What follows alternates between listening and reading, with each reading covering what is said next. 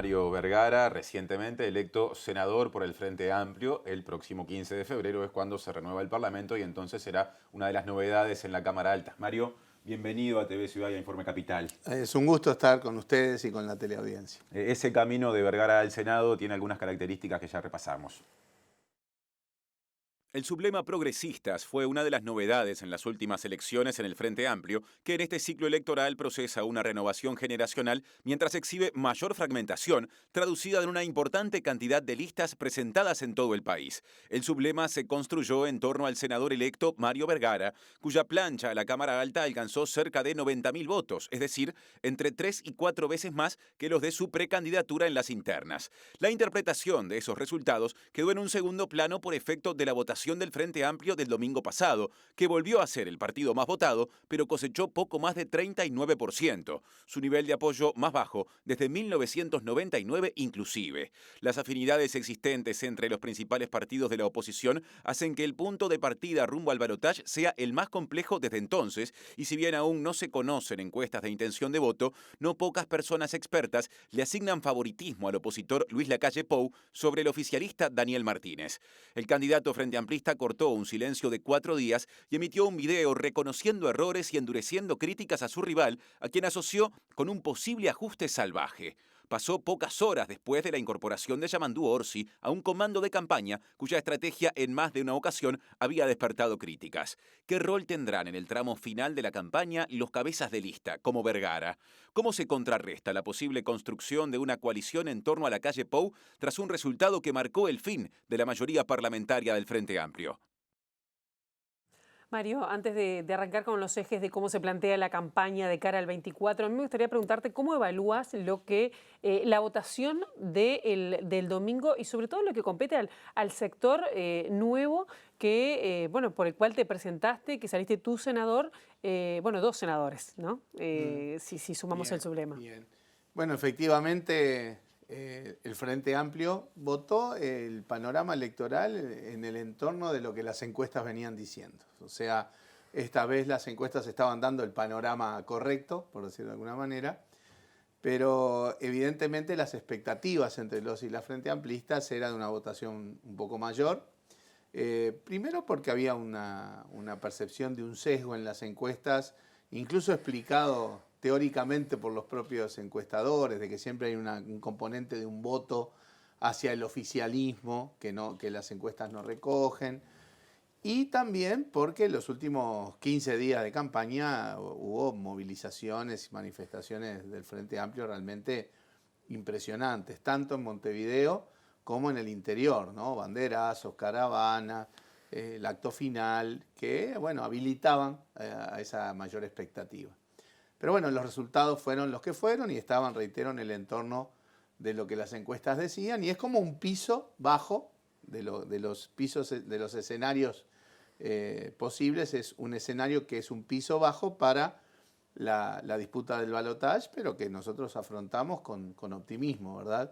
Estamos convencidos, que incluso por análisis que se han ido realizando después de la elección, de que el Frente Amplio tiene la chance cierta de llevarse la victoria, y bueno, va a depender obviamente, como siempre, de la campaña que estemos realizando de aquí al 24 de noviembre. Con respecto al sector sublema Progresistas, fuimos la segunda fuerza dentro del Frente Amplio, creo que fue alrededor del 26% de los votos del Frente Amplio. Como sublema. Como digamos, sublema. no como sectores, ¿no? Y ahí en el sublema, que obtuvo 4 senadores, 2 senadores son del sector Fuerza Progresista, que seríamos Lilian Quechichian y yo, y 2 senadores de la vertiente artiguista. Yo lo evalúo como una cosa positiva, ¿verdad? Como parte, obviamente, del proceso de renovación Frente Amplista, como un proceso que está viviendo el Frente Amplio en la recomposición de los liderazgos, en la recomposición de los sectores, que eso no termina ahora, ¿verdad? Esto va a continuar en los próximos tiempos, pero que es una renovación necesaria, imprescindible, para que el Frente Amplio se siga fortaleciendo como fuerza política. Una pregunta con respecto a la valoración sectorial. Está claro lo del acceso al Senado con 2 bancas en plancha unificada entre tu sector, Fuerza Renovadora, y Alianza Progresista, digamos, o sea, una banca cada uno. ¿Qué pasó a nivel de la Cámara de Diputados, donde, si no me equivoco, hay un representante electo por Montevideo que es Gustavo Olmos? ¿Cómo se explica esa diferencia? Y se explica porque a nivel de diputados las listas no acumulan en sublemas. Cada lista compite con los votos de cada lista. En particular, el caso nuestro, por ejemplo, en Montevideo teníamos 5 listas que apoyaban nuestro Senado. Y bueno, obviamente la ingeniería electoral ahí tiene su importancia. Ese voto se repartió en distintas planchas a diputados. Y por lo tanto solo una llegó a completar los votos para diputado. Obviamente si hubieran ido las listas juntas el panorama era otro, pero bueno, son aprendizajes y procesos necesarios en este marco de renovación, de creación de cosa nueva. Son seguramente lecciones que vamos a tener que conversar para el futuro. Una última consideración con respecto a este punto. ¿Cuánto más, se puede decir, es viable digamos, sistema en el cual, o esta lógica en la que ha entrado el Frente Amplio, en la cual se ve mucha fragmentación, muchas más listas que antes? Sí, creo que es parte del proceso de renovación, porque estamos en esa transición, si se quiere, en donde hay desgajamientos de los grupos grandes que había en la estructura pre-renovación, digamos, hay mucho desgajamiento y a su vez hay esa atomización en la interna. Hubo, no sé, 10, 12, 14 grupos que sacaron entre 1.500 y 3.500 votos, o sea, hay mucha atomización. Y este proceso de transición también es el que marca, bueno, cuáles son las cabezas que van apareciendo, ¿verdad? Pero yo creo que está claro que vamos a un camino de consolidación en una nueva constelación sectorial. La renovación trae este proceso. La renovación de liderazgos también implica cambios en las estructuras sectoriales. Todavía no sabemos cómo va a terminar este proceso, pero sin duda la cuestión electoral va dando elementos, porque para integrar los nuevos liderazgos y la conformación de los nuevos sectores, los votos también son un factor, y vamos camino a una nueva estructura de sectores dentro del Frente Amplio que se definirá en el proceso político de los próximos tiempos, pero sin duda, como bien tú planteas, en una cuestión de reducir la atomización, de ir a distintas consolidaciones que generen esa nueva estructura sectorial. Mario, el Frente Amplio obtuvo casi 200.000 votos menos que en la elección anterior. Algunas de las explicaciones tienen que ver, por lo menos lo ha dicho el oficialismo, con una especie de no supimos ver que el tema de la seguridad era importante para la gente, así casi que votó casi 47% esta reforma plebiscitaria impulsada por el senador blanco Jorge Larrañaga. Pero también cuando desde el oficialismo dicen se mejoraron los salarios, hay consejo de salario, no subieron tanto las tarifas como, o bajaron en términos reales. Claro. En términos reales. ¿A qué se debe esa baja tan importante de votos, pese a todas las cosas que dice el oficialismo que están mejor? Bien, yo creo que es indudable que el país está mejor que hace 15 años. No hay indicador que no lo muestre. Y es notorio el estándar, digamos, de bienestar, de equidad, de derechos que tiene hoy el Uruguay. Pero a medida que la sociedad va cambiando, también va generando demandas, exigencias, reclamos diferentes, y eso está muy bien, y no siempre las cosas se pueden acompasar a ese nuevo nivel de demandas. También hay áreas donde no hicimos las cosas de la mejor manera. En el tema seguridad, evidentemente, hay un llamado de atención, hay un tirón de orejas, no solo por el 47% del tema de la reforma. Yo me alegro que la reforma no haya salido, porque poner esas cosas en la Constitución hubiera sido muy peligroso, pero eso no nos inhibe de reconocer que ahí hay un tema en el cual tenemos que dar una respuesta mejor. Uno puede reivindicar lo hecho sin duda. Hoy la policía es algo completamente diferente que hace 10, 12 años. Hay un cambio notorio, ¿verdad?, en la calidad del trabajo policial. Hay un cambio en todo el proceso penal, etcétera, pero los resultados todavía indican que en materia de seguridad tenemos que tener más firmeza en el combate al delito, a la delincuencia, al narcotráfico, al crimen organizado.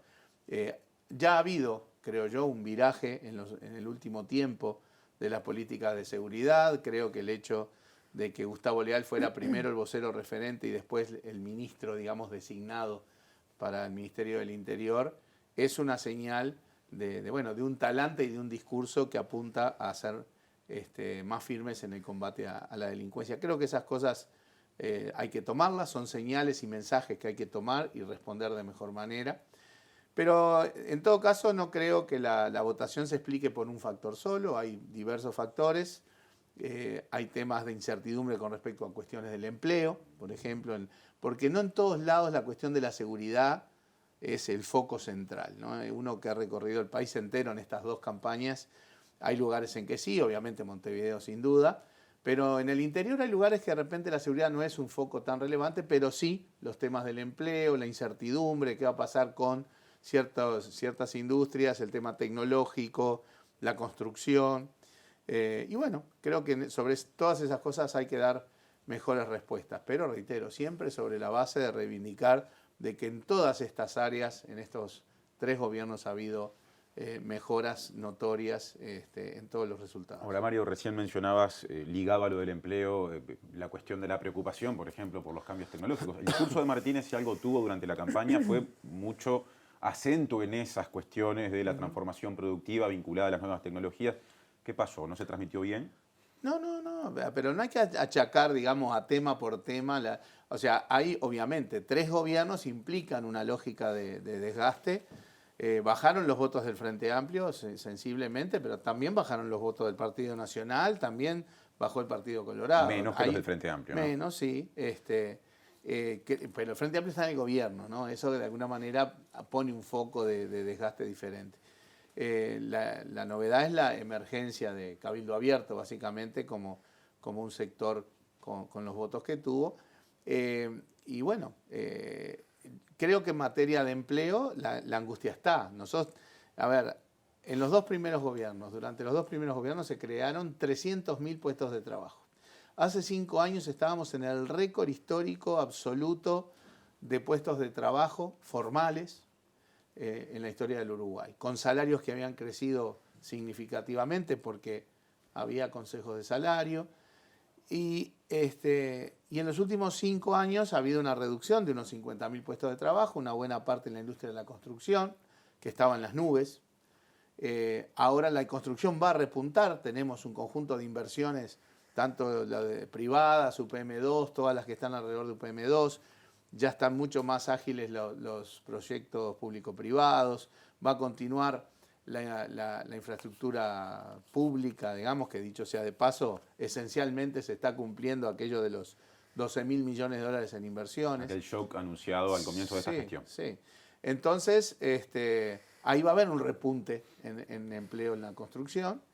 Y después tenemos, sí, algunos sectores que cuando las condiciones internacionales empezaron a cambiar en algunos mercados y bajaron los precios y demás, cuando los precios están por las nubes, todo el mundo es productivo, todo el mundo es competitivo, de alguna manera no se visualizan las ineficiencias. A medida que esos precios han caído, bueno, hay un montón de empresas y demás que se han revelado con obsolescencia tecnológica, con dificultades competitivas, en el marco de un país que se ha ido encareciendo, ¿no? Porque un país que crece 16 años seguidos, naturalmente se va encareciendo. ¿Por qué? ¿Cómo es eso? Bueno, eso es una cuestión básicamente económica casi de manual, ¿no? O sea, cuando los ingresos de los hogares en todo este tiempo subieron como 60% en términos reales. Cuando vos tenés un aumento de la demanda tan firme, hay una presión a los precios, o por lo menos los precios no bajan, digamos. Nosotros no entramos el país más barato es el que está en crisis. Y eso ha sido todo lo contrario de lo que hemos vivido nosotros. Incluso ahora se nota más porque el Uruguay no ha caído en crisis y tenemos una región en crisis, por ejemplo. Pero es cierto también que tenemos que trabajar mejor a nivel de la eficiencia del Estado para poder hacer más competitivas las tarifas. Tarifas que en términos reales no subieron. Durante los gobiernos del Frente Amplio, comparados con la inflación, las tarifas no subieron. Pero todavía las tarifas son altas, hay que seguir trabajando, Mario, para ayudar en ese sentido. Yo pienso de aquí al 24, cuando ustedes van a ir recorriendo, me imagino, el interior del país, ¿por qué la gente debe votar al Frente Amplio? Porque uno dice, bueno, para mantener lo que ya se logró, bueno, ya tienen los derechos adquiridos. Pienso en la gente, es decir, no ¿cuál va a ser el mensaje? ¿Por qué los van a tener que votar? Sí, no todos los derechos adquiridos parecen consolidados. Uno cuando ve las propuestas de Cabildo Abierto que aparentemente estarían acordándose también con la calle Pou, se habla de revertir algunas cuestiones de la agenda de derechos, por ejemplo. Pero en todo caso, yo creo que hay un tema de dos visiones, de dos proyectos, de dos formas de ver el país, la política, el rol del Estado. Está claro que en el Partido Nacional y el Partido Colorado predominaron los sectores de visión más liberal, ¿verdad? El herrerismo, Talvi, y una visión con tinte autoritario, como es la de Manini. Y ese es un combo complicado, porque ellos mismos han planteado, bueno, el mercado es el gran asignador de los recursos, el rol del Estado tiene que disminuir, hay que recortar gasto de manera significativa. Ellos piensan en la corrección de los números fiscales en clave de reducir los roles del Estado y de erosionar también el funcionamiento de los consejos de salario. Entonces ahí hay riesgo. Ellos dicen perfeccionar. Sí, hace 5 años decían erradicar los consejos de salario y ahora el perfeccionar, yendo al contenido, es que se negocie más bien empresa a empresa y no a nivel sectorial. Eso debilita el poder de negociación de los trabajadores y que se negocien básicamente los salarios mínimos y no todo lo que se negocia hoy. Otras condiciones laborales, con perspectiva de género, programas de recapacitación. Entonces, ahí hay riesgos, porque cuando no hubo consejos de salario en los 90 la economía crecía y los salarios no. O sea que erosionar los consejos de salario va a traer aparejado caídas de salario. Atrás de los salarios va a haber caída de pasividades, de jubilaciones. Con el recorte de gasto y de reducción de empleo a nivel público también va a venir problemas de crecimiento, porque los ajustes drásticos afectan el crecimiento económico, entonces también puede haber pérdidas de puestos de trabajo en el sector privado. La incertidumbre que genera también lo tecnológico genera desigualdad si el Estado no interviene. O sea, el mercado a esto le dice, bueno, si vos tenés las capacidades para adaptarte y aprovechar el mundo de hoy, te va a ir muy bien, pero si no las tenés, te va a ir muy mal. Ahora, Mario, con el actual contexto de déficit fiscal muy alto, eso es reconocido en general, Sí, claro. ¿se puede pensar en cualquier gobierno, más allá del color, que no recorte algún gasto? No, pero estamos hablando de enfoque, ¿verdad? Si querés, déjame completar si querés la parte de los dos enfoques y después con gusto el tema específico de las cuentas públicas. Si se puede brevemente, sí. Sí, trato. Estamos en el cierre casi. No, yo lo sé. Del otro lado nosotros tratamos de mostrar justamente que hay que corregir las cuentas públicas, sí, pero no es necesario hacerlo de un hachazo. No es necesario hacer $1.000 millones de un saque. Eso trae problemas en el crecimiento, en el empleo, en los salarios. Ahora, eso a Macri le dijeron que por haber sido gradualista. Tengo poquito tiempo para terminar, pero agregale. Es como el debate, está el reloj corriendo. No, decime. No, que a Macri justamente le criticaron ese gradualismo que en definitiva empeoró las cosas. Claro, se abrazaron a Macri cuando ganó, cuando Macri fracasó, tomaron distancia diciendo el problema es que no fue de shock, que fue demasiado gradual. ¿Y cómo lo haces entonces? No me agregues preguntas si no tengo tiempo. Del otro lado es hacerlo con gradualidad, percibiendo sí que no impacte el proceso de crecimiento, la cuestión social. Nosotros seguimos pensando que el Estado tiene un rol fundamental para la equidad y para los derechos, para la protección. Este enfoque de mercado con menos Estado en el mundo de hoy significa desprotección. El enfoque nuestro de gradualidad en el tema de cuentas públicas implica mantener estabilidad, que el Frente Amplio ha garantizado la estabilidad de la economía y la sociedad uruguaya como ningún otro partido en la historia moderna, y la gradualidad y el proceso de las cuentas públicas que hay que corregir con la gradualidad que nos permita también crecer. ¿Cómo se resuelve el tema fiscal a la larga? Atacando la principal razón del déficit fiscal, que tiene que ver con la necesidad de actualizar y modernizar y fortalecer el sistema de seguridad social.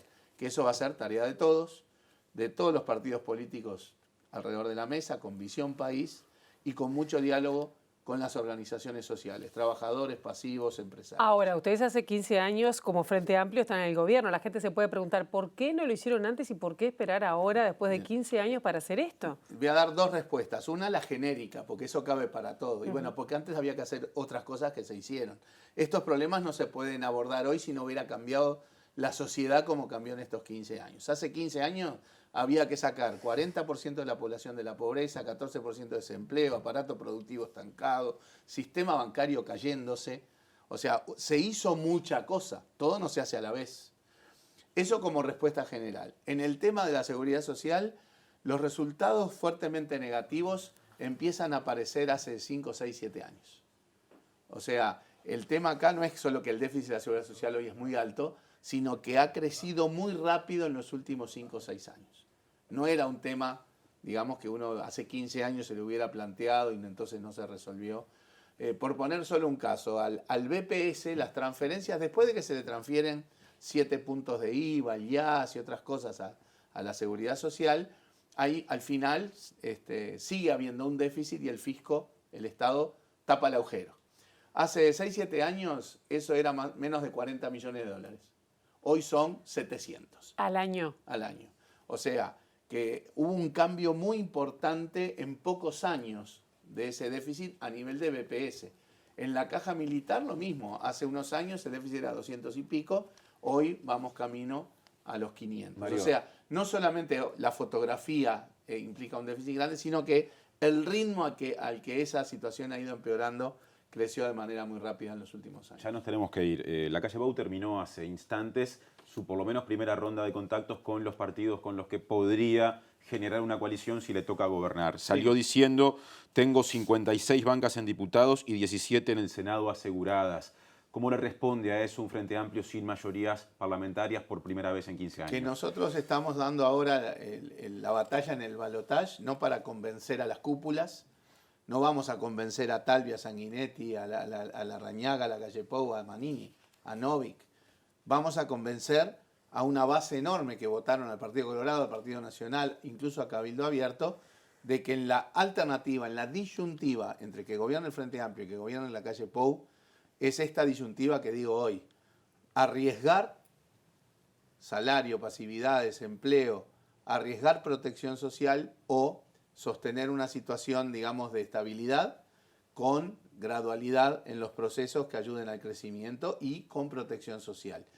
Hay mucha gente que votó al Partido Colorado, al Partido Nacional, a Cabildo Abierto, etcétera, que sin duda va a estar inclinándose por esta perspectiva y además también con el mensaje de tomamos nota de las cosas que no hicimos bien, tomamos nota en particular en el tema de la seguridad, de que sin duda tenemos que dar un énfasis mayor al que se ha hecho en materia del combate firme a la delincuencia y Ahora, al delito. Si ganara Martínez, ¿cómo gobierna con ese apoyo parlamentario garantizado a priori? A base de diálogo, a base de diálogo. Allá tampoco nadie tiene la mayoría parlamentaria del otro lado. Esto es una coalición, sabemos que las coaliciones son inestables y esta debe ser la más inestable de la que se ha visto eventualmente en todos estos años. Las coaliciones operan un rato, después se quiebran, porque después hay que competir electoralmente. Y tampoco es que haya una cosa monolítica, ¿verdad? El Frente Amplio tendría la minoría mayor y después en base a los distintos puntos, a los distintos proyectos, a dialogar, a negociar. Hay cosas que hay que hacerlo ante todos los partidos. Recién hablaba del tema de la seguridad social. Pero también hay que entender que la mayor parte de las leyes en el pasado, digamos, salen con votos de legisladores de todos los partidos. O sea, no es que si el Frente Amplio no tiene mayoría absoluta no podría salir ninguna ley. Eso es una visión equivocada y además en todo caso lo que estaría planteándose es la irresponsabilidad de la oposición que va a dejar al país sin cambios, sin modificaciones durante 5 años. Yo soy absolutamente optimista de que en ese marco de que el Frente Amplio gane y tenga minoría en el Parlamento, pueda dialogar y negociar todos los temas principales que el Uruguay tiene que resolver, porque como decía Sereñi, primero está el país, después la fuerza política. Mario Vergara, gracias por estos minutos. Ha sido un gusto. Hasta la próxima.